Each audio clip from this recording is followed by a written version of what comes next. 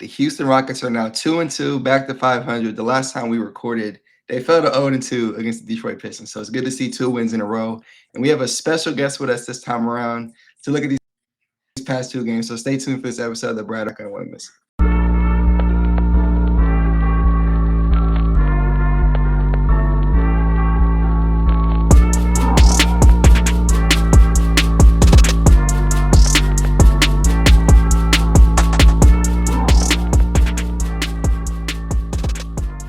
All right, and welcome back to the episode of the Brado and Will Show.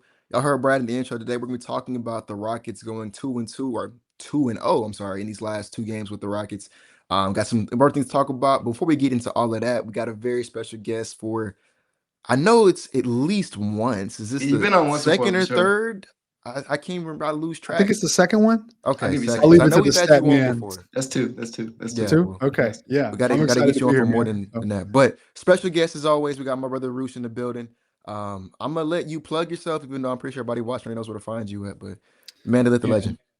Appreciate y'all having me. Thank you. I'm excited to be here. It's always nice to talk Rockets with some homies. Man, these days I'm just on Twitter and then the Rockets Talk podcast with Frank. And that's really, that's where you can find me. So unless you're blocked, which I hope you're not. And he's not just on Twitter. He's on Twitter having interactions with KD and having good interactions. But I wanted to talk about that specifically in this past Raptors game. Roosh dropped a really good question to Kevin, and usually we just talked about it off stream, but he usually only responds to trolls. But Roosh dropped an insightful question, and KD gave him a good little conversation back. So I wanted to give at least your thoughts on that conversation. Yeah, I mean, look, my goal was to try just to talk hoop with him, right? Like, I mean, because he's so responsive, and it's crazy too when you respond to him or when he responds to you, and then all of like the random accounts start responding. You really get an idea of just like how negative and like inflammatory people are. So like they try to get their moment with KD by saying like the wildest shit possible, right? And I just don't think that's productive. So yeah, I wanted to ask him a question, and it was like a legit question too, or a legit thought. And I know y'all like tweeted about it too, but it was crazy because the Raptors double teamed off of him on purpose. Yeah. I was like, I remember when I saw it in real time, I was like, wow, like they're really in a position of, man, we got to pick our poison. And they decided to double off KD, and he iced the game with that shot, wide open shot. So I figured, the hoophead he is, he probably was kind of just like, whoa, someone really doubled off me like that, like as the first pass away, not off the weak side or something, like as the very first pass right there. So, tried to get his thoughts, and you could tell he was in a really good mood. Like his responses, he just seemed happy, which I thought was really cool. Yeah, so I was, watching the game as well, and that was one of the things that I noticed immediately. I think I noticed it a little bit in the Nets game as well. I wish I could go back and double check, but that was not the first time I had saw a team leave Kevin Durant to go pick up Alperen Şengün. And I understand that this isn't Thunder or Warriors KD. This is him at 36 years old, 37 years old, I believe, this season.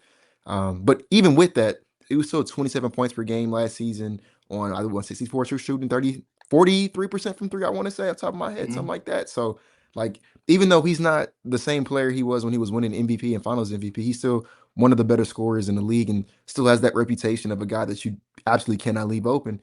And teams have been willing to concede that open shot to him, which I think says a lot about the guy they're conceding this, or the reason why they're leaving Kevin Durant open, Alperen Şengün, the leap he's had. I went back and rewatched in pretty much the entire game for the most part, and Şengün did not get to play one-on-one at all. Like the only time he had to play one-on-one was in transition or the quick decisions. But if there was ever a time where he got the ball top of the key or a post up, they immediately sent to the moment he turned his back. He never got to play one-on-one. And I'm kind of jumping around out here. We can kind of talk about that in a second. But outside of Kevin Durant being a beneficiary, that guy who benefited a lot from that was Jabari Smith Jr. He had a lot of really good opportunities to score the basketball yesterday, I guess, when we're recording this yesterday, against the Raptors because of the defensive attention that was being drawn to Şengün. And then Şengün just made the right read, whether it was to Jabari Smith himself or it was the hockey assist where he passed like KD and KD got the extra pass, whatever. But it all starts because teams are just refusing to let Alperen Şengün play one-on-one, which I think it goes to show just how crazy of a player he's developed into, where he was coming into the league into where he is now, to where teams are so terrified of him putting his back to the basket that they're leaving Kevin Durant to go make sure he can't do it. So He's just crazy right now. Yeah, I'll say this. I looked at the box score. I saw he had a calm 18, like 8 and 9. He only took eight shots.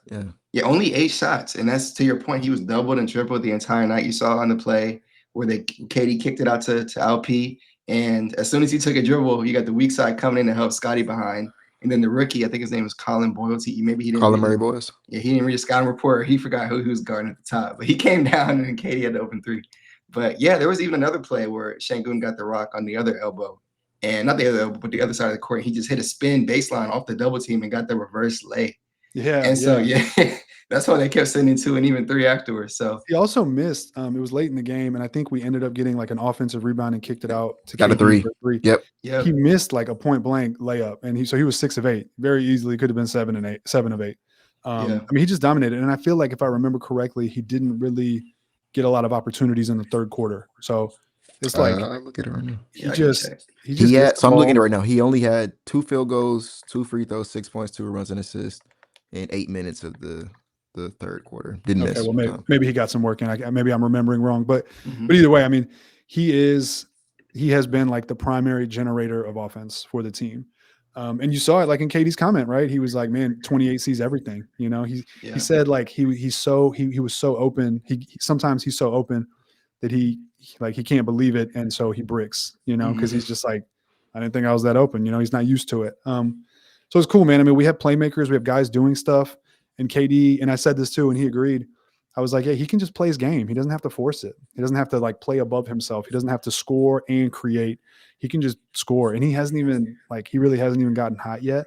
And he's still dropping 27 something on like 60 something % true shooting. So, I mean, it's Kevin Durant, man. Again, if anyone was skeptical of the trade, I hope that they are quickly like remembering like, oh yeah, it's Kevin Durant. Like this is a different ball game we're talking here, you know? Yeah. I don't know why people. Go ahead, Will. Go ahead. I think the people who were skeptical of the trade weren't caring about basketball. I think that's emotions. Right. It was a bit deeper than hoops, man. It was a bit deeper than hoops. I think that's right. Probably. I mean, we'll see what ends up happening. And I'm only going to say this one time, so I don't have to say it every time. Hopefully, people understand.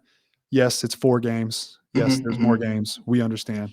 We're at game 4, and that's what we're talking about. But if these patterns and trends that we're seeing now continue, I mean, it's got to be one of the craziest, most awesome trades in Rockets history, you know? So. Yeah, and 2 quick things to bounce off what you guys were saying. KD hasn't gotten hot. He's shooting 36.8% from 3 right now. Which, by the way, is not like 36.8% is not bad. Like it's obviously not great, especially for Kevin Durant standards. But I mean, you remember what he shot last year, right? That would be 40 something, 43. I'll say 36.8%. Rondo say 37. That would be outside of Aaron Holiday.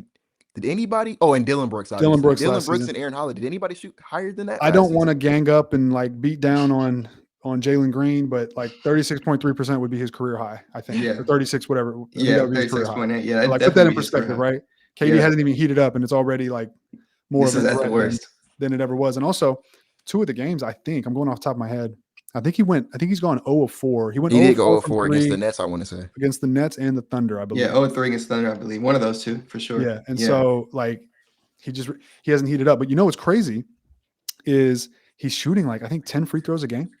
Yeah. Now, I don't think, like, we'll have to see. Does that keep up? Does that hold up? Because if it does, it would be a huge jump from where he's been over the last few years. And so there's a couple ways to take that, right? Number one, his Brad, maybe you have the numbers up. I'm not looking at it, but I got you. I'm looking. His free throw attempt rate, I think it's like 58%. I think 58.2. Yeah, which is crazy. Like it's like drastic. Like what's the highest of his career for a season? I can look that up too. Yeah, it's probably like I don't know 37 or something if I had to guess. So it's super high to the point where it's like I doubt that holds up. However, it could maybe hold up because we have so many threats that like maybe because he doesn't have to create and also because he doesn't have to generate everything from the perimeter, we have like matchup threats. And we have like, you know, another all-star next to him and then other guys who are playing at all-star levels. Like maybe he's really able to just focus and attack and like, you know, he's just going to get to the line. Like he is getting to the line at a rate that to me, there are times where we need a bucket and you're just like star call, KD stops the bleeding, ices it. And like, it just is what it is, you know? Yeah, what did you say? Last year it was a .32 free throw rate. 32%? So he 32%. Yeah, he hasn't been that high what he is right now since like his early OKC days, Yeah. like early 20s, which makes sense. Yeah. So I mean, yeah, I don't know if it's going to keep up like that, but my optimistic hope is that it will, because he's back on a team where he can just kind of lay back and score, and like that's all he's got to do, you know. Mm-hmm. And also, by I the was way, gonna man, when say he's in that- transition, have y'all noticed like when he's in transition and he catches the ball, he's like impossible to stop. Like he's Yeah. so big and lanky that like when he gets it, it's like it's either a dunk or it's a foul. Period. No in between. You know. So crazy. He's been really good at slashing. Yeah. To your point, Will. Yeah. He's been to the cup dunking. I'm like, okay, he doesn't look 37 out there. Bro, his first bucket but- as a Rocket, that dunk against OKC, I was like, oh my God. He's like, his face was almost in the rim, you know? I was like, yo, he's huge. He's definitely not 6'11. Yeah, I wanted to say on the thought of KD, like not even heating up and Şengün getting so much attention already. Like, we've seen it, you know. And again, it's been the first 2 games we're playing against. We beat Brooklyn and Toronto, as Will says, you know, good teams embarrass bad teams. Good thing they did. But I like seeing what Jabari Smith Jr. did in that last game. You know, you have so much attention going to LP and KD. Jabari's getting all the open looks in the world. Now he went 4-9 from 3, which is 44%. I'd like to see him throw that open like damn near hit 5 or 6. More. But I'll take 4. But no, he played a really good game. And to me, I think that's the best all-around game he's ever had. 25, 5-5 with no turnovers. So that was good to see from him. He's gonna have a lot of games where people are gonna have to focus on LP and KD. So man, you gotta hit your open shots. And that goes for the rest of the guys on the team, especially Reed too. But just having those 2 guys being so elite, everyone else should be able to thrive off of that. And so far, the Rockets have the best offensive rating in the league. By far. Yeah. So I mean, back-to-back games at 137. It's sorry, Will, if you want to jump in, I don't want to take it. Go ahead. The Jabari thing's really interesting to me. I don't know if you saw my tweet today, but he's hooping like he doesn't want to let KD down. Like I had the let Nas down lyric from Jay-Z from J. Cole. He's hooping like he doesn't want to let KD down. Like I didn't actually buy into like this whole playing with KD is going to rub off on him and blah blah blah, because Jabari can't do what KD does, right? Like KD has a crazy handle, crazy cross. Like he's 5 levels above Jabari skill wise, but just like sheer determination, I think actually has been a real factor for Jabari. Like it's hard to describe, but it's just kind of like that thing where he's like, again, can't let KD down, right? So he's out there hooping. I do agree, if I'm being critical, he is wide ass open. And so like he should be making 5, 6 out of those 9 instead of 4. And, I don't agree that he's like taking some kind of skill development leap. He's not doing anything that he doesn't usually do. If you go back and watch the assists, excuse me, there's one that he created. He drove in, and he dished it to Şengün. It was the for the Şengün. layup. Early, Looked like a travel, but I'm okay with it. The other assists are like just kind It of was transition. Yeah, transition, typical like post up, double comes down, he kicks it to KD for a 3, or to Şengün, I think was one of them. Mm-hmm. And I'm not going to take that away from him. But this is what I've been talking about. We don't need him to be like, everyone gets focused on, and this applies to a men too. They want these players to like develop every skill in the book, handle the ball. Like everyone's got to handle the ball. It's like, yo, role players are valuable for a reason. Mm-hmm. Klay Thompson can't dribble for an NBA player.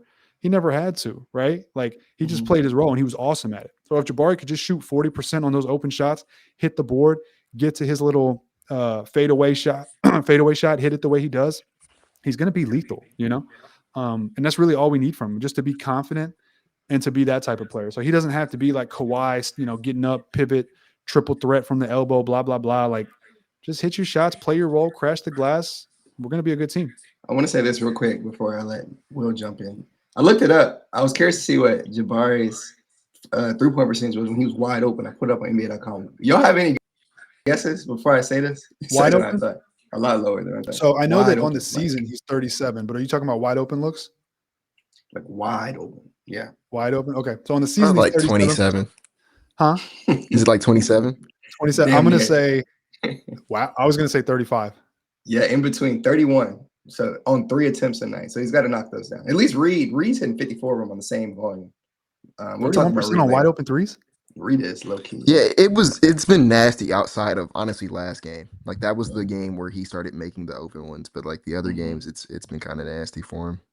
Yeah. He was shooting 33% before the Raptors game, 33% from three. Yeah. His TS percentage is like 55 or 56 or something. It's not Yeah, that. that sounds Not the accurate. greatest. 54. Yeah, Yeah, because something like that. that Pistons game was when he was getting left really open and did not make any of them. So Yeah, that's when I tweeted that Rockets podcasters have a better handle than him. So I guess that would include us. I did see you say that. But look, that's the point though, right? He doesn't have to be that. Mhm. Just hit your open shots, play your role, and like, you know what's interesting is with Jalen gone, KD takes those shot attempts, right? Mhm. Dylan Brooks was shooting like I think 11 or 12 times a game last season. And so Jabari's shots were down. Now Jabari's shooting like 13 times a game. So basically with Dylan gone and the extra attention on Şengün and the attention on KD, Jabari's taking those shots. Fred's not here either, right? Jabari's taking those shots. So he's making the most of them. So it's like a natural opportunity for him to step up and just take more shots. I think he's a rhythm guy, and I think he needs to like feel the ball more to get going. So hopefully that's the case, and hopefully he keeps playing at that level. I agree. One thing I want to say before I talk about Jabari was I think one thing at least I'm noticing so far this season is that Şengün is making quicker decisions with the basketball, which is something I think he kind of I'll say stalled out a bit last season, right? We saw him in like year 2 and year 3. He was really quick with making decisions with the ball. I thought last year he kind of like slowed it down, held the ball a little bit too much. I think this year he's back to quick decisions, right? When the double comes, he's making the kick out. When he sees the corner man cheating, he's making that corner pass, right? He's making those decisions a lot quicker. And that's what's resulting in the Rockets getting the better shot quality that I think we're getting this season. And I think it's one of the reasons why our offensive rating on top of like I think Steven Adams is killing the rebounds, right? I think part of the reason why our offense looks a lot better right now is because Şengün, as the cerebral player, is making the decisions, getting the ball out to the open man, to the open cutter a lot quicker than he was last season. So kind of want to put that out there. But one thing I've been saying all season long, or all season long, is that because we have Kevin Durant and Alperen Şengün, and to a lesser degree, Amin Thompson, and Steven Adams, right? These are all guys that defenses have to show attention to, right? KD and Alp are guys you have to show attention to because if you don't, they'll torch you, right? Alp can't play one-on-one because he'll kill you in the paint, and then Kevin Durant's Kevin Durant, right? He'll kill you from all 3 levels, right? If you don't show enough attention to him, right? Steven Adams is funny, has to get guarded because if you don't, he's getting the offensive rebound. So you got to put a body on him at all times. And then Amin Thompson, he's still growing, but we've seen he can get downhill, he can make a play. So you're obviously not wanting to put a weak defender on Amin. You got to put a weak defender on somebody. And, maybe it's disrespectful, but they put it on Jabari. When we played the Pelicans in preseason, the guy they put Jordan Poole on was Jabari, right? There was a couple times last game against the Raptors where it was Emmanuel Quickly who was on Jabari, right? And right when you're not getting that much defensive attention, and when you're the guy teams are going to leave open to go send those double teams to KD or to Alp or to shade over to stop a man from getting downhill or to put a body on Steve Adams, different stuff like that. Like Jabari is the guy who's kind of benefiting from all that defensive attention these other guys are getting. You got to make your shots. You got to, when they come to you, make them. And like I said, early in the season, it really wasn't like it was the Pistons game wasn't looking that good. The Raptors game, he did. He got a lot of. I went back and watched it. A lot of those shots, he probably should have made more of them, but a lot of them were good process, good offensive shots that he got because the Raptors sent 2 to someone, or like there's a couple of times where Min drew a paint defender, kicked it out to the corner. Jabari shot. It was a really nice one. The Min actually had where he had was like the bounce pass in the air right into the shooting pocket for Jabari. Jabari missed it, but like good offense, good shots, and I'm very much process over results kind of things. I think good process results in good back. Like it's gonna fall. These are professionals at the end of the day, right? So I like that even though he didn't make the shots, even though it was 4-9, he probably could have been a bit better. I still love the fact that we're generating open looks, right? Which funny enough is a bit better than what we're doing in the past. So I want to highlight that, and I obviously want to give Jabari his props. Like I said, I thought he did a really good job of making the open ones that came his way. He play finished. But made some quick decisions with the ball in a sense, got the crash the boards. He's been doing a good job on the boards all season long, honestly. The last thing I'll say about Jabari, and it's like a negative, I guess I'll say, and I'll parlay it into Tari as well, is one thing when I went back and rewatched, like I said, I went back and watched everything. Jabari and Tari are really good when they play finish. They are really bad when they don't. And that is one thing that we need to like cut out. And like Jabari's wasn't as bad. Like the worst thing he did against the Raptors, he had this really nasty like tween hezzy into a contested pull up meeting. It was like a step inside the step inside of the 3-point line, which is like honestly might be the worst shot in basketball. A contested midi that's like a step inside the 3-point line. That might be like numbers wise the worst shot in hoops, and he obviously didn't make it, right? That was bad.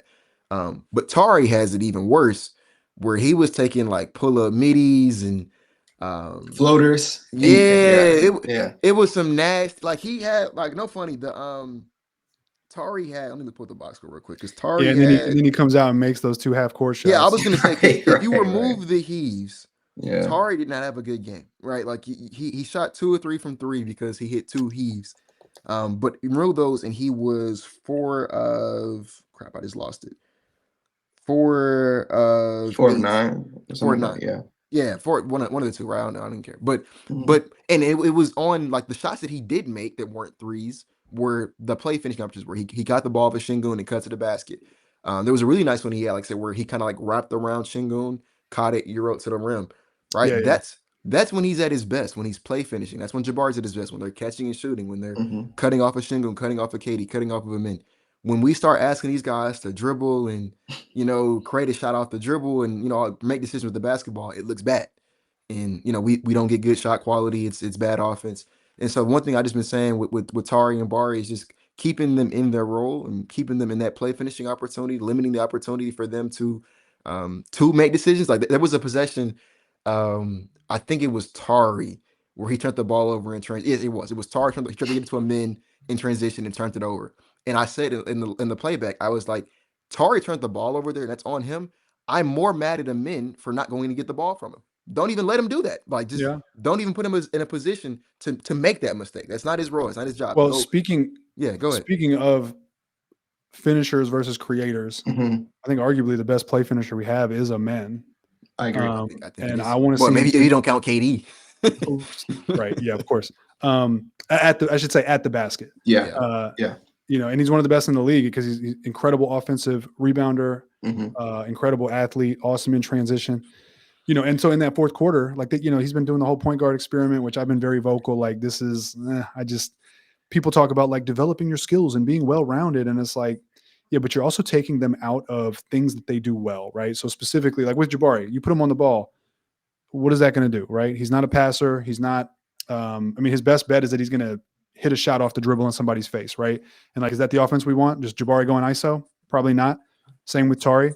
Same with the men, right? You take them away from their strengths. Like we beat teams down on the offensive glass, right? You saw in the fourth quarter, a man had, I think there were 2 cuts he had that Şengün fed him on, and boom, he goes up. And then his game gets going from there, right? Once he's finishing at the rim, everything else like feeds off of that. He's a menace in transition with the ball. But when it comes into the half court, it's like, do we really want, like, basically what I'm trying to say is I think we need to go through Şengün at all times, period. I agree. Right? Like put the rock in his hands. He's going to draw a double, which you saw, right? People doubling off KD. And then everything starts to kind of like build from there, including a men's playmaking, right? Once a man starts making plays at the rim, then he starts to dish. It's not the other way around. He doesn't like start dishing and then start finishing at the rim because it built off the way that he's creating. So we have a lot of good play finishers. Obviously, we lost a ball handler with Fred VanVleet.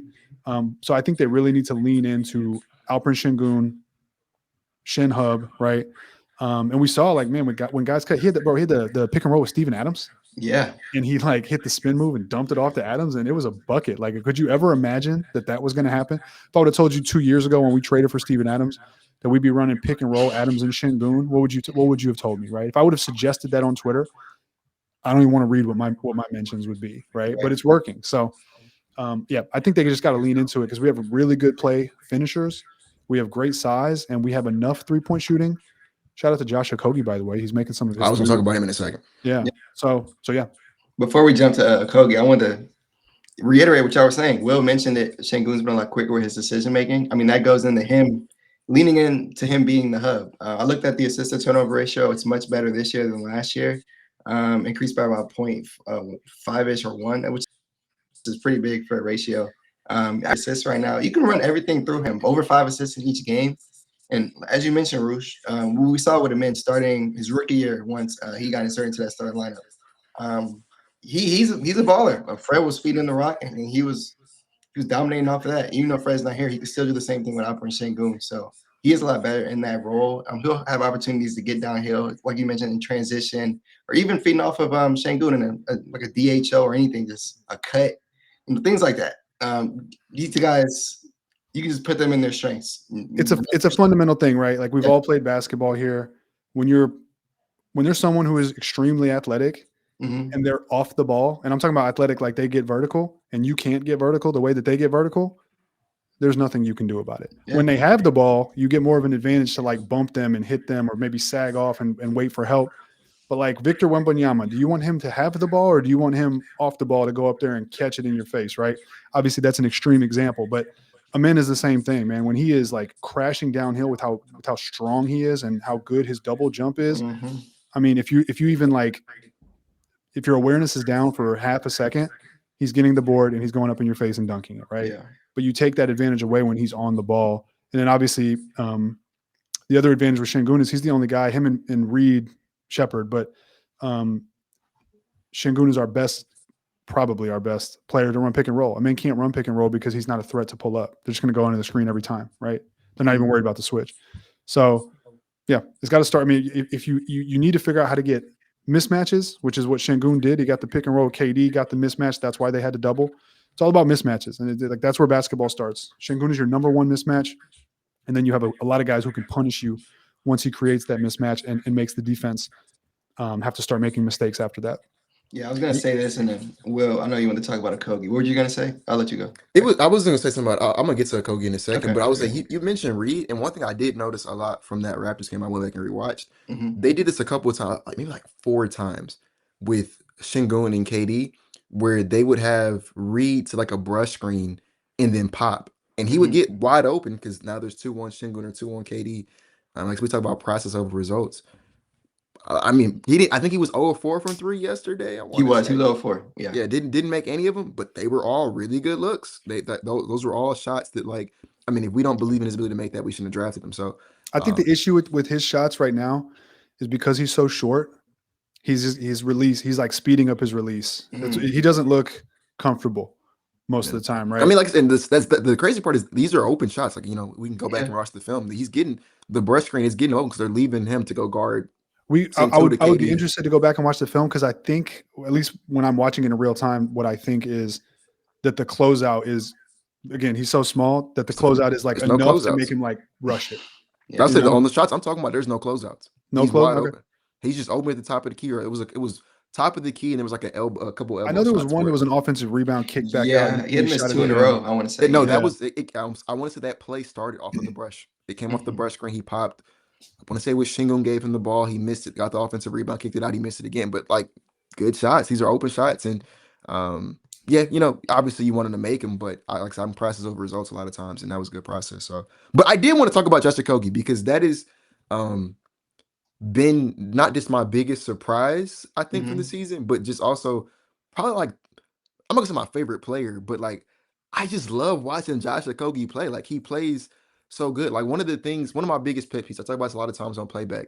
I hate, and I'll name drop Cam Whitmore. He had this issue. It's bad. I hate when role players try to be a star. Like it's one of the reasons why when we go to like summer league and there's the guy who is fighting for his job and he's like trying to take 30 shots and it's not passing his ball hog. And I'm like, dude, you might have dropped 30, but that's not going to get you signed. Like what's going to get you signed, teams already got Kevin Durant and Şengün. They don't need another one of that. They need someone to go out there and do what Okogie's doing. That's why Cam Whitmore couldn't get on the court because he didn't want to play a role. He wanted to be James Harden and swing his step back over and over again. He wasn't good at it, and that's not what the Rockets needed, so he couldn't play. And not talk about it too much here, but go listen to what they're saying about him in Washington. It's kind of the same thing.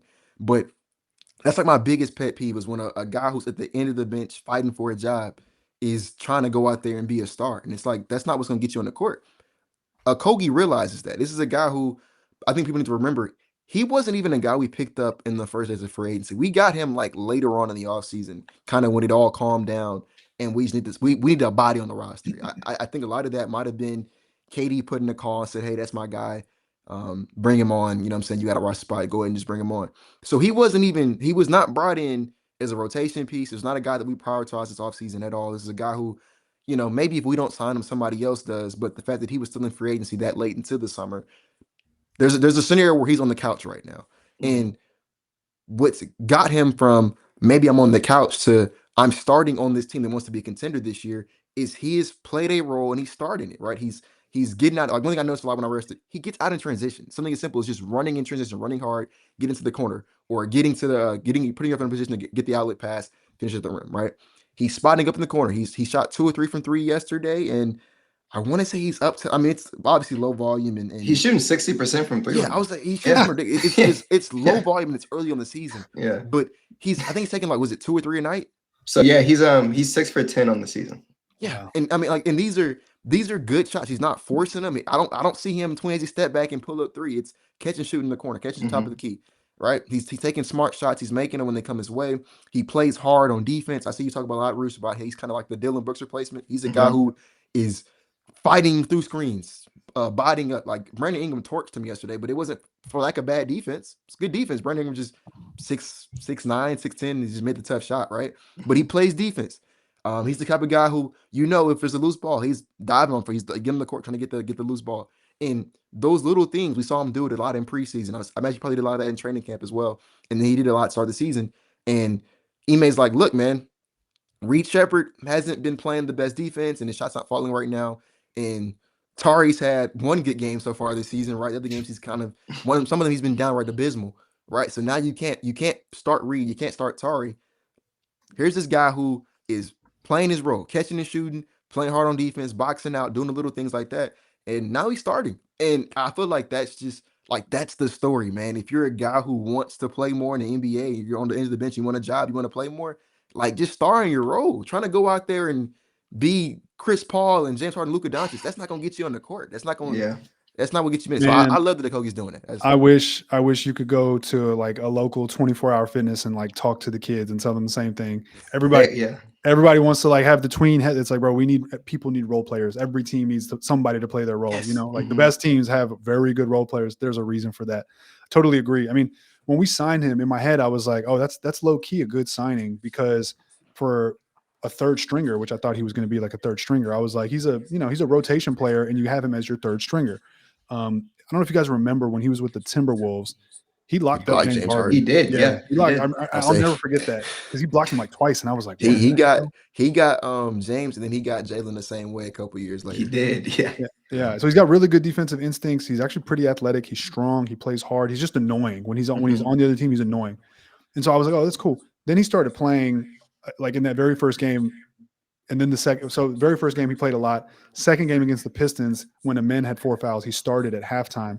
And then I was like, oh no. I was like, he's Ime's guy. Like, we're going to see. I was thinking like, 10, 15 minutes of Josh Okogie. Like, I was like, now we're about to get 25, 30. And then we came back and Ime didn't even play him, I don't think, in the fourth. He played him for 10 minutes or something in the third and then went away from him. And I found myself saying, put him back in, and then obviously now he's like started for Steven Adams and things look a lot better. He replaces Dylan Brooks, which, by the way, I've seen a lot of people say, oh, I think we're missing Dylan Brooks because our defense is bad. And I think that's totally wrong. If anything, I mean, number one, I think a lot of it has been the zone. Some of it has been the zone. We'll talk about that. Bad luck, just like it's still early. So like all the things that we talk about apply to that as well. Right. So maybe teams are just hot and then it'll like all even out and it turns out the zone is fine. And then I think a lot of it is Fred. Like Fred is your point of attack defender. And then when you shift Amen over to be the point of attack defender, like you take him away from his strengths. He's point guard. He's the, first line of defense, point of attack defender. He's just getting tired. You saw it against the Pistons, right? He cramped up. I'm sorry. You saw Thunder. it against Thunder. He cramped up, right? Like, you need somebody to fill that role. Fred's also a communicator, a connector on defense. But Josh Okogie's like doing that. Dylan Brooks was actually pretty slow laterally. He was not good at guarding point guards and guys out on the perimeter. But Okogie was it Cade? Or Cam Thomas? He ripped somebody and went coast to coast in the backcourt. And I was like, he's a dog. Keep him out there. So, and guys, we always forget. I mean, I keep forgetting myself. Dorian Finney-Smith hasn't played yet. Yeah. You know what I mean? So, once he comes back, I think we've got like a solid rotation of just like pit bull defenders out there. Yeah, I've said this a few times. I think DFS probably gets the consistent start whenever he's healthy. I know Ime said it was going to depend on who they're playing. It probably will, but I think DFS is going to be in there more times than not. But on the note with Okogie, Roosh, you mentioned it. They signed him late in the offseason. I thought it'd be a guy who was just at the end of the bench, good depth piece. I thought it was kind of similar to Aaron Holiday, two different kind of players. But when they signed him, I didn't think he was going to be playing 77 or 78 games. Well, I thought he was like Jayshawn Tate Part 2. Right. Yeah. Almost. Yeah, it's almost like an upgrade. If you're not gonna play Jayshawn, just throw in. Definitely an upgrade. Shout out Jayshawn Tate too. But yeah, no. So Okogie's been amazing, as you guys all mentioned. I won't reiterate everything, but yeah, starting a role. He's hitting the shots. Only 2 turnovers in the year so far. Again, he's not doing too much out there. He's just doing what he needs. He's not forcing it. He hasn't forced a shot all season, which he's drawing a lot of free throws too. Man, impressive basketball all around. So. He's athletic, bro. He like in transition when he gets to the rim, like he's not denied. He gets to the rim, you know. So yeah, if he can just hit, I think last season was his best 3-point shooting season, somewhere around like 36%. 34.8, I believe, is where he was shooting. Oh, was that it? Okay, well, still 35. Like for him, try to find it. If he can give us 30, if he's shooting Jalen Green type threes, sorry to say it again, then you know that's all we really need from him. So for sure, I was gonna say this. We definitely need to talk about the zone defense and what we're doing with this double big lineup. So far, it's a positive. The double big lineup when they're running Şengün and Steven Adams. It's just the defense is abysmal. They're going with the zone. Roosh, you mentioned it. Will and I have talked about it a few times. Just thoughts. I'll throw it to you, Roosh. What do you think was going on with the zone? Why are they running? I saw in the last game they went away from the zone. And they started playing much better. They went on an 8-0 run immediately, like to end the second quarter. So I mean, look, if you have the personnel out there to where you have to run a zone, okay. But I think they were forcing it. And they're just giving them wide open looks. And Toronto was taking all the threes in the world. Brooklyn even had a bunch of open threes. They were missing them, though. I think they just need to – I don't know why Ime is doing this. He has a good group of defenders. Again, a bunch of guys with 7-foot wingspans. They don't really have any liabilities out there aside from Reed. So I don't know. I don't think that zone is as necessary as Ime is probably thinking it is. So – I think some of it has to do with what you just said, that everyone's got long arms, right? So I think part of the thinking is, hey, we can fill up space, fill up passing lanes without exerting too much energy on defense. Yeah. Part of it is obviously the success from last season. He's probably thinking like, yo, this is carrying over. Part of me does also think that some of it's just bad luck. Like teams are just hot. And I'm hoping, maybe I'm coping, but some of it might be that. I am disappointed with how many open shots we give up.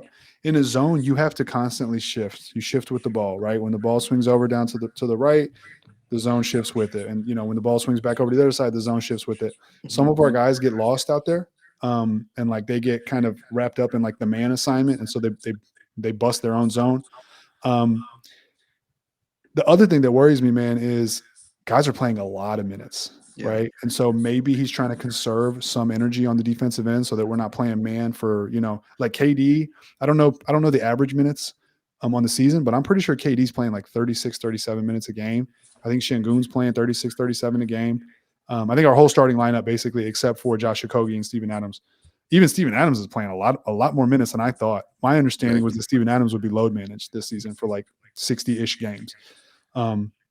I think they're rolling the dice a little bit. I think they should kind of chill just a little bit on Steven Adams and like KD specifically, because you do not want that man getting hurt. No. And so I think maybe they're just trying to conserve some energy. It just hasn't worked. But yeah, I don't get it. And again, this is what losing. I'm gonna keep drilling it, man. Some people hate it, but this is what losing a Fred VanVleet does, right? Fred VanVleet is like your first line, of defense. He's the guy out there who's communicating. He knows where to be, and in his place, if it's Reed Sheppard, like Reed Sheppard has been in a blender at times. Definitely a man coverage, but also in the zone. Like he's just been. The thing is, in the zone, you can't get flat-footed in ball watch. Like I said, you got to keep moving with the ball. So if you just kind of get flat-footed in ball watch, before you know it, the ball skips over, and you're stuck on one side with two guys, and somebody's getting a wide open shot, right? And you're basically in no man's land on that possession, and that happens a lot to Reed Sheppard. So I don't know. I'm not necessarily ready to ditch it. I want to see if that 3-point volume is like, if it comes back down, if it regresses to the mean. Not the volume, but the other teams hitting. Yeah. But we'll see. I mean, look, the double big lineup, I think you mentioned it. Pretty sure the offensive rating is like 133, but I think the defensive rating is like 122. Really good. I was looking at it earlier. So it's like a net rating of +11. So, I mean, it works. Crazy offensive rating, but like it's weird that we went from being top 10 defensively, bad at offense, to number one in Really offense. good offense. Yeah, I wouldn't have guessed. I said it all offseason. This is going to be a top 3 defense, especially with them tripling down on, rebounding and, adding defensive pieces. And yeah, it's just hasn't been If we good. keep it real, there are times where KD is flat-footed. It's not his fault, but like there's also times where he locks up and you're just like, God damn, like we have a 7-foot freak out there. Yeah, like 3 blocks last game. Yeah. Yeah, I think he's averaging 1 steal and 1 block a game. He does that for his career, by the way, in addition to all the other stuff he does. So it's just, part of it is also they're just getting used to each other. Like you got to remember, we replaced 60% of the starting lineup. And I don't even know how much of the rotation is new, right? So some of it is growing pains too. So it's like a mixed bag. I'm willing to give it a few more games just to see if things kind of even out. Yeah. I looked it up before I let Will go. The double big lineup still is a plus 19 net rating, so it's still very good. It's just defensively. Sorry. When I looked it up, it was the numbers I gave was for the double big starting lineup with Amen. So the 2-1 lineup. Yeah. Adams, Şengün, KD, Amen, Jabari. That lineup. That lineup is really good too. Yeah, just those two specifically. Any group. It's a 19 net crazy. rating. Yeah, so they're Zach Lowe called it like the craziest accidental basketball experiment, or one of the craziest accidental basketball experiments like of modern in the modern NBA. You remember which game they started on? Against Dallas. Against Dallas, yeah. So thankfully Dallas was cooking us that game. I think that's when AD went down. If I remember. It is. Yeah. So which he did again, by the way. Yeah, he did. Not looking good. I was gonna say, we yesterday against the Raptors, we won the rebound battle 53-22, which is absurd. We more than doubled the amount of rebounds they got, and despite that, we only won the game by 18, and we pulled away a little bit at the end. But there was points time where they were beating us, right? We had to pull away, and mind you, like an 18-point deficit or blowout is good. You want to see that against a bad team, but like I said, we put up 139. They put up 121. And the reason why that happened, despite the fact that we are the better team and we killed them on the glass, is because they shot 53% from 3 on 40 attempts. And once again, I went back and rewatched every single 3-point attempt the Raptors took. The majority of the open ones they got came in the first half when we were in 2-3. And I mean, we all play basketball. If not, you've probably played 2K before. 2-3 is not difficult to beat if you can 5 out or go free throw line extended. And that is what they did. You know what the 2-3 is specifically designed for. Yeah, I mean that's a takeaway points at the rim. Honestly. It's specifically designed to make you shoot threes. Like it's like, hey, we dare you to shoot. Yeah. So we're letting it happen, and so far we've lost that game. It's impossible to guard all the zones on the court and have someone park it in the paint as well and go baseline to baseline. So like it's a very easy zone to beat if you can effectively 5 out, or like I said, if you can't 5 out, put your best like mid-range shooter, free throw line extended, and that usually can beat it, right? You can put like a Şengün or like a KD there, and it'll be the zone, right? They just went 5 out and swung it elbow to elbow, and and resulted in open. Those Scotty Barnes threes were so gross. Yeah, and we can say all day that like Scotty and CMB and those other guys aren't good shooters. At the end of the day, these are professional athletes, right? You give Steven Adams empty gym, he'll shoot better than anybody in this call will, right? So like I know these guys don't necessarily shoot the best from 3, but they're NBA players, right? You give them open threes, and a huge product of that is because I want to say double big is the only problem, because we'll go zone even if like Adams in the court, because like that's what I think trying to like insulate like Reed, for example, right? But a lot of that is because of the zone, and I think it was pretty astonishing that it looked a lot better miraculously in the third quarter when they stopped running zone. They stopped giving this amount of open threes. Now there were still open threes that were given up, but some of the ones I went back and watched were like routine ones where like a miscommunication happened, or it was like these are, if you're gonna give an open 3, this is how it's supposed to happen throughout the course of the game. Not you're letting NBA athletes walk into catch and shoot threes. Go ahead. Yeah, keep going. No, I was just gonna say basically what I'm trying to say is I think 2-3 is a tool that should be used situationally. Same thing with double big. I think double big is it's a great tool, right? It's worked. Won us a lot of games. Kept us in the playoffs when we had to bench certain people, right? We played in Steven Adams in those minutes to close those games for us, and so it works, right? But I think defaulting to it and going 2-3, going zone, going double big all the time without, really like a rhyme or reason behind it will result in nights like the Raptors game where like I don't think we needed to go zone to stop that team. I don't think they were that good. Mind you, like I said, when we stopped running zone, we started locking them up. And so yeah, I think it usually deploy a bit more situationally as opposed to like kind of like the default it's been for the season. Because I mean, like I said, you're giving NBA athletes open threes, and I don't care who it's that. Remember that game we had against the Sixers last year where They they were were just down by like making 30 and came back or bro, something yeah, like where that. they this and like Yeah. some that was magnet ball. I will say that was that definition of magnet ball. But in the magnet ball itself, we were still giving up just open threes, and it's like we're still gonna come back because we're giving. I don't care if it's because that was like their third string of their G League guys, right? I don't care if it's G League guys. These are guys who've made it to the NBA. They can hit an open three if you give them all the time in the world to square their feet up, rest their shoulders and shoot it. Like these are professional athletes in the day. So yeah, man. I think we need to kind of pull out of the zone as much as we have. I think we'll see our defense improve a lot. Obviously, when we get DFS back, I think it's gonna make a huge difference for our defense. And yeah, man, like I said, I think it's kind of where it's at. So we have a great man defender. So I mean, I agree with you. Just to play devil's advocate, I think what Ime is thinking is so against three of the last four teams, in theory, those teams can't shoot, right? Or they don't have good shooters. Detroit, Brooklyn, Toronto. Yeah, that's right. I can't remember how much of the time we ran the zone against OKC. I know we did. They were 13 of 52, ironically enough, from three, even though they're, I think, a good three-point shooting team. They did beat us at the end, though. They hit some big threes that ended it. One argument for that would be maybe that Ime was trying to save Şengün from fouling out because he had 5 fouls at the time. So, like, maybe they were in, like, double overtime or whatever. Right. But two things. One, it's hit or miss, right? If you give teams open shots and they can't shoot on one hand, you're like, all right, go for it. Like we dare you. You're gonna launch some threes. Your offense won't have rhythm. You're gonna miss. We will get the rebound because we have good rebounders. Then we'll go jump out to a lead and then we'll bury you before you even know it. Which obviously didn't play out like that, but that's the theory. Number two is shooting, again, hit or miss, right? It's all about rhythm. So if you come out cold, it can be hard to get into a rhythm, especially in the NBA where everyone's used to like dribble penetration and like, going off the dribble.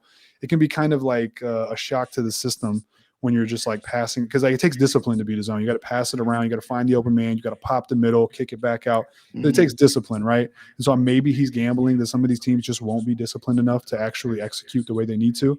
So far, that gamble hasn't really worked out. Lastly, the best way to beat a zone, or at least one of the best ways to beat a zone, is you pop the middle, right? And so you have someone pop the middle, you collapse the zone, and then that person kicks it out for threes, and then you get wide open threes. Maybe, I'm just guessing, but maybe Ime is thinking, hey, whoever flashes middle, like let them shoot the midi. It'll be like a semi-contested 2-point mid-range shot, which is what we want to give up. And then we can win the math game, or we can just bet on them to lose and be inefficient from the inefficient spot on the floor and gain an advantage that way. I don't know. But all in all, yeah, I mean, we have really good man defenders. So the zone is kind of a gimmick. If it works, it works. But if we keep going down and figuring out like, hey, we're getting beat with this, at some point, I think he'll ditch it. And I'll say this, it'll only get better, especially when Durant Finney-Smith comes back. Yeah.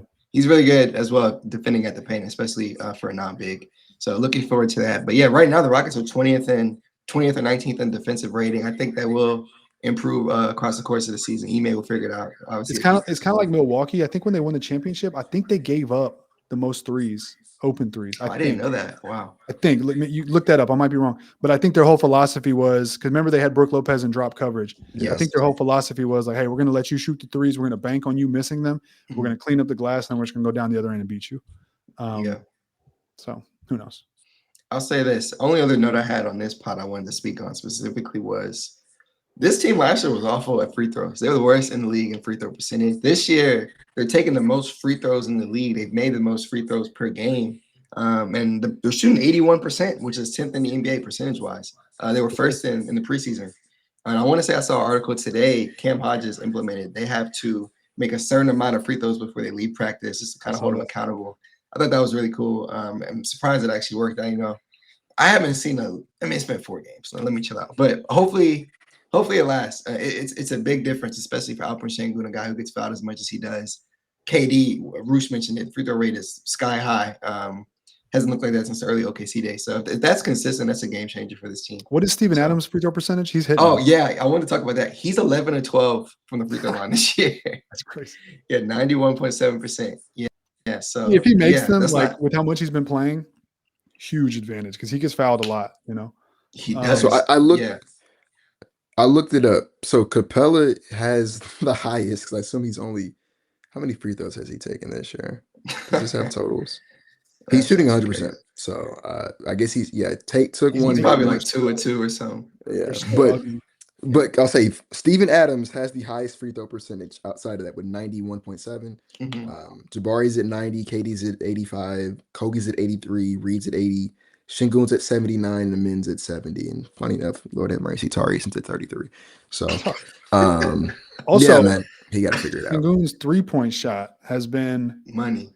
I mean, it looks. I hope it's real. I'm not ready. I'm not ready to say it is.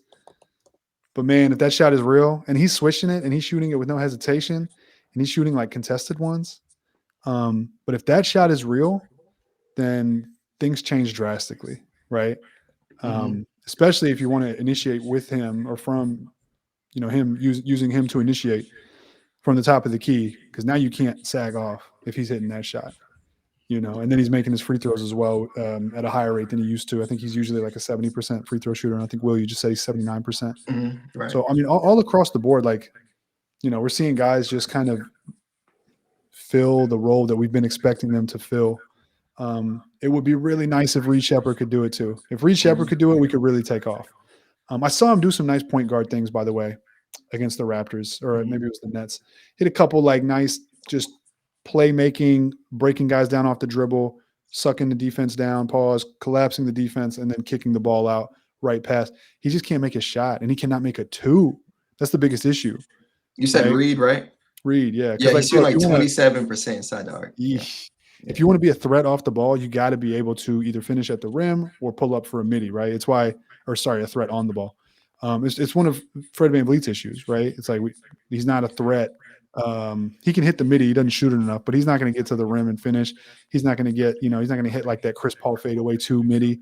This is not really a threat in that area, and neither is Reed, right? But you need, if you're going to run, you have to have the ability to run pick and roll with a guard at some point. We got to have a guard who can run pick and roll. Reed is the only hope that we have right now, and it's all going to come down to him being able to hit that pull up 2 midi, Yeah, but. I agree. I'll say this about Reed. My biggest issue with him is he just can't create any space when he's dribbling. Not at all. So he does need to be coming off of screens and finding any advantage he can. Take a screen and pick and roll, but you got to be able to one dribble, boom, I don't know. If he's not able to do that, we'll see. Do you have where do you think he's going to end up, right? What are your expectations of Reed?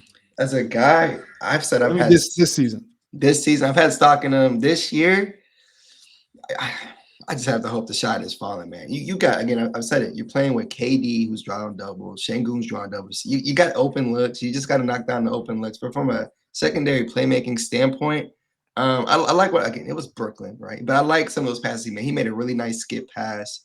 Just plays in transition, getting it out. The one to the corner, he hit somebody in the corner. Yeah, hit somebody in the left corner. And then quick outlets, things like that. Just fast-paced play, moving the ball. I don't know what the expectation is. I'm kind of tempered it for sure after the start. But I just need him to hit his shots and play quick. Just don't be a liability. Don't have those loud turnovers. I can't, even though Şengün, some games he'll have 6 turnovers, I can't even remember them just because it's not for a fast break layup. I feel like if Reed turns it over, it's you notice that turnover. So just playing more within the flow. I hope he gets it. I don't know if he does, but they desperately need him to. They put a lot of stock into him.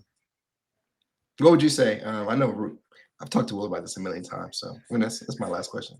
Man, I don't know. I want to believe that he's just going to be able to kind of do just the minimum that we need from him. The lack of size is a real issue. He just looks out of place. Every time he's out there, he just looks like the kid that's too small with a bunch of grown men, and he can ball, but he's just physically not there. And so it's hard for him to get over that hump. That's what it looks like right now. I don't know where he's going to ultimately end up this season, but man, if he continues to shoot this way, At some point, if the Rockets really want to win games, at some point, I would consider trying Aaron Holiday if this keeps up. You know, the turnovers are an issue. By the way, the Rockets, I think we're 19th or 20th in turnovers per game and turnover percentage. Last season, we were 11th in both of those. We're giving up 16 and a half turnovers per game. We're giving up 20 points per game, 20 points off of turnovers. 20. That's a lot, you know, especially when you think we lost to OKC by 1. We lost to Detroit by 4. You give up 20 points off turnovers, right? So we just need somebody who can keep the Rockets playing clean basketball, you know, efficiency and just clean basketball. That's what I need from Reed Sheppard. I don't need him to be a star.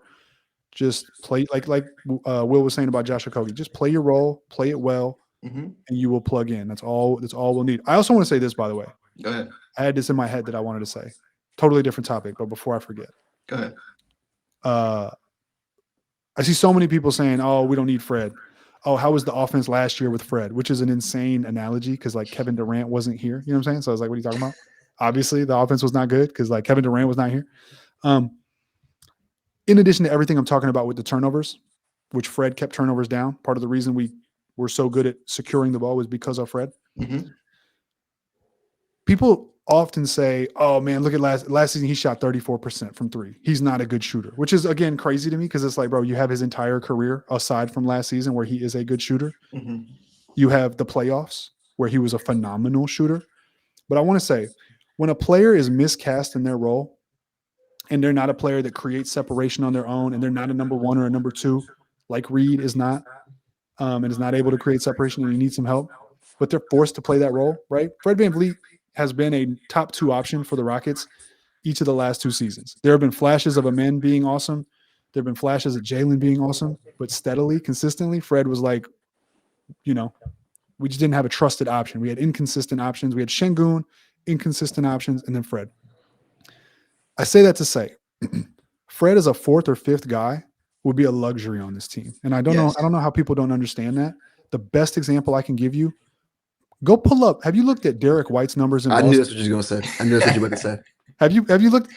Yeah, because Jason Tatum's out. So it's Derek White and it's Jaylen Brown. Go look at Derek White, who's a phenomenal role player, right? We all agree with that, right? I think he's probably the best. Is it bad this year? Oh, it's crazy. His 31% from the field. Oh my God. 44 true shooting. 44, not even 43.8 or something. He leads the league in 3-point attempts, I think, and he shoots 25% from 3. 11 threes a night. Wow. Yeah, right. So my point is, if I would have told you before the season, hey, the Rockets could trade for Derek White, you'd be like, hell yeah, yes, bring Derek White. Derek White would fix this team immediately. Like if Will says that all the time. Yeah, if Derek, I mean, which, you know, I don't think it's a realistic possibility, but if you could get Derek White on this team, we're winning the championship. Like, or we're getting very close to it. But if you're going to use the same argument that people use about Fred, you could use that for Derek White, right? But just, did you see how stupid, and I know y'all don't believe this, but like, I just want to point out how stupid that argument is, because it's like Derek White is, like you said, arguably, let's call him a top 5 role player in the NBA. I can't think anyone's better. All defense, shooter, yada, yada. But all of a sudden, you ask Derek White to be a top 2 guy, and you get 44% TS. Yeah. You get tour dates. You know what I mean? So just pointing that out, because it's really under discussed, and the disrespect to Fred drives me crazy. And just the fact that people can't understand that, like, bro, Fred VanVleet as like a 4th, 5th option, you know, that's what a championship team looks like. It's like Derek, he'd be like our Derek Fisher. Just do nothing flashy, secure the ball, play defense, hit some threes, and defer. You know, like, just want to point that out. So I'll say any thoughts on that. Yeah, I'll say this. When Will has mentioned it too, we talked about this. Fred's best months were always when Jalen had his best month. Yeah. And there's fair reason. Yes. That's fair reason. Yeah. Yeah. I mean, I was at the Timberwolves game last season, the one we blew down the stretch. And I think Fred ended up taking the shot at the end to try to win it, and he bricked it. But like, bro, I was watching it. And I had good seats. So like, I was right there. He couldn't trust anyone. The only person he could trust was Şengün. He didn't trust Jalen. He tried to. And that's why they tried to get Jalen going early. But, you know, until he had that stretch where he was awesome, outside of that stretch, like, it was just hard to find that. So Fred had to be that guy. He knows he's not that guy, but he did not have a choice, right? And you saw it in the playoffs. He was like, all right, man, if this is what we're going to get, because Jalen was supposed to be that guy, if that's what we're going to get, like I have to take over. And he went on a heater and he did. But yeah, just think about how good Derek White is. Go look at his numbers. There's only 4 games, 5 games. I don't know. We'll see. But like it's been a trend so far. He can't hit anything. And it logically makes sense that it's because he's no longer got the benefit of Tatum and Jaylen Brown getting all the attention. He's now Jason Tatum, you know? So that's what happens. Like back to your point about being a role player, you know, when role players try to play outside of their depth, you get those kinds of numbers. Yeah, I 100% agree. Well, do you have anything to chime in on that? I mean, no, I've always said that I thought that's why Fred's efficiency looked the way it was because he was playing out of. I think when Fred signed with the Rockets, he did not envision himself being the best perimeter player or the best guard on this team. Yeah. Into his second season here, I think he imagined by then Jalen would have took over, and then it didn't happen, and so now he like Roosh said, you get those games where it's like, all right, we're gonna lose if we just keep doing what we're doing, so I'll just shoot it then, right? And we'll go down with me shooting. So I respected it from that perspective, and that's also one of the reasons why I was so hurt when Fred got hurt. I said it. I'm like, man, I still think that's the difference in us being a real contender this year is Fred VanVleet. I think without him, I struggle to see us beat OKC and like Denver in a 7-game series. I think with him, I think it'd be a series. I think without him, it's gonna be kind of tough. So, yeah, like I think a huge reason for that was what Bruce said was now he was finally gonna be in that role where he could take a back seat, right? Where he wasn't gonna have to be the guy every single night. You have Katie, you got Şengün, the men's gonna take another leap this year, right? He was gonna finally able to be like your 3rd, 4th, maybe even 5th option depending on the night. Which he was in Toronto. Yes. Yeah, and they won when he was right. a couple votes away from getting Finals MVP. Yeah. So yeah, no, it sucks. I really do hope that like with the way sports medicine works now, that like when he comes back next season, that it's not a shell of himself, that he can still be the Fred VanVleet that we know. Hey, they haven't ruled him out for the season yet, which is kind of crazy to me. They haven't. In the back of my mind, I'm like, nah, there's no way, right? But give me April. I'm good. I'm saying like Jason Tatum is trying to come back from an Achilles like way, way too soon, which I hope he doesn't hurt himself doing that. But yeah, it's crazy. They haven't ruled him out for the season, so it's like interesting. I don't know. But like, bro, imagine how excited Fred was to be like, finally, I can just and then fall back, you know, and like he got that opportunity took from him. Yeah, it's sad. Right, it's crazy. I love to do this because people hate it when I do this. I love to talk about pickup basketball, right? Like I can relate to that as like if I'm the best player on a team, we're probably not going to win, right? But if I'm like your 3rd or 4th best player, we'll probably have a really good team, you know. So it's like when you can't beat complex coverages and extra help, it's like damn, what am I supposed to do? Like Fred doesn't create separation. Fred isn't tall. Fred doesn't have like crazy handles. He's just like a low floor or high floor solid guy, right? And we were asking him to be like number 1, number 2. Like it just doesn't work like that, you know? So it was crazy for me to see people just totally like dismiss all of the value he does bring, right? Like in those kickouts where it's Reed. Well, instead of that, it could be Fred, right? And we know how clutch he is, right? Bless Josh Okogie's soul. And instead of Josh Okogie, it could be Fred, you know? And like he's proven he's had big moments. He's proven he's hit big threes. He's gone toe-to-toe with Steph Curry. Like in a way that I don't even know if James Harden did, kind of, sort of. Right. So just wanted to put that out there, man, because I've been tracking Derek White, and I'm like, I was really interested to see like, and they have Anthony Simons, by the way, who's not great, but you know, he can score.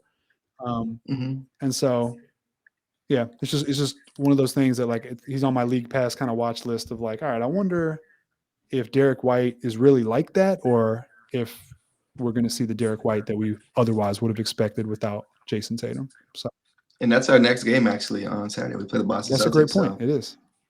We'll see. Hopefully that trend continues. But that was an excellent talking point, Roosh. I want to say this. I don't know how you've only been on this show twice, but that's got to change. We got to get you on again. It was great talking to you. Again, if you're still listening, you know, let us know your comments, thoughts, and definitely tap it on Roosh. If you're not, he's gonna plug his stuff again. I'll let him do that now. Yeah, man. Hey, down to come back anytime. I'm always here. Always up late. Always have time to talk Rockets, especially when we're good. How fun is it, by the way, to be doing this now that we have KD? So it's like we came from Steven Silas and you know, that team to like all the way over here. So it feels like a natural organic ascension. But anyways, man, you can find me on Twitter, Roosh Williams, of course. YouTube, I do the show with Frank on the Chop Shop. And that's pretty much it, man. So I appreciate you guys having me, and I look forward to doing it again. So thank you. Yep. We'll get you back on again. It's an episode of the Brad and Will Show. Appreciate you guys for listening. We'll be back soon.